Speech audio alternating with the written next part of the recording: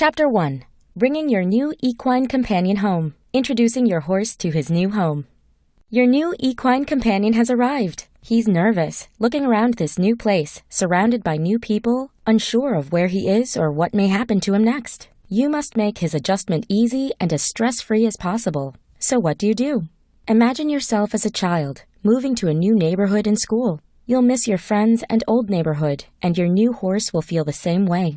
If he could talk, he might say, "I like it here. I don't want to move out of my stable and pasture. I have friends and I don't want to leave them." Because moving to a new home could be very stressful for your new horse. You want to make the transition as pleasant and welcoming as possible. First, make sure your new horse is up to date on all vaccinations and that he has also tested negative on the Coggins test. The risk of infectious disease is higher when your horse is under stress, and making sure all vaccinations and required testing is up to date is important. A second important piece of information to receive from the former owner is the amount of hay, the amount and type of grain, and the quantity of pasture time versus stable time the horse gets.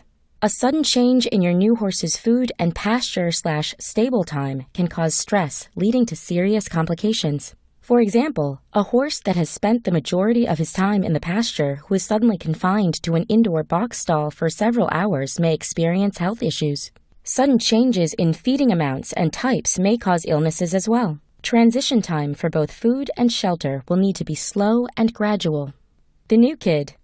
If you already own other horses, your new horse will also need time to adjust to his new equine neighbors. The current equine residents on your farm will also need time to adjust to the new horse moving in. Sometimes it can be difficult for the current resident horses to accept a newcomer into their herd, including their pasture space. The new horse could be bullied by more dominant, long-term herd members.